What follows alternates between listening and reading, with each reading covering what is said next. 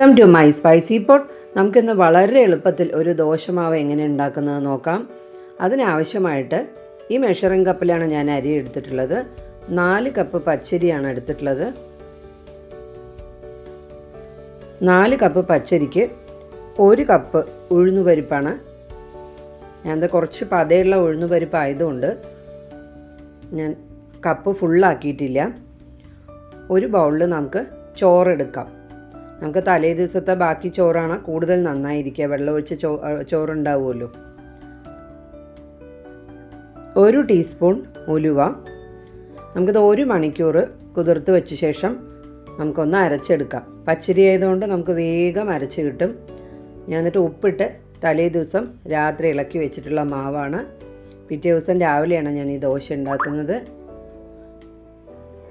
നമുക്ക് പേപ്പർ പോലെ ഉണ്ടാക്കിയെടുക്കാൻ പറ്റും.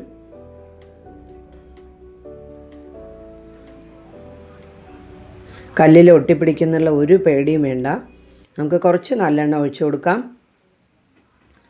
നമ്മുടെ ദോശ ഒരു ഭാഗം റെഡി ആയിട്ടുണ്ട്. ഒന്ന് മറിച്ചിട്ട് കൊടുക്കാം.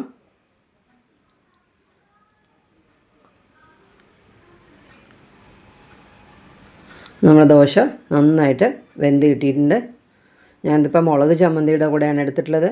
വളരെ ടേസ്റ്റിയാണ്. വളരെ പെട്ടെന്ന് ഉണ്ടാക്കിയെടുക്കുകയും ചെയ്യാം. വീഡിയോ ഇഷ്ടപ്പെട്ടാൽ do like, share and subscribe. Thanks for watching. Thank you.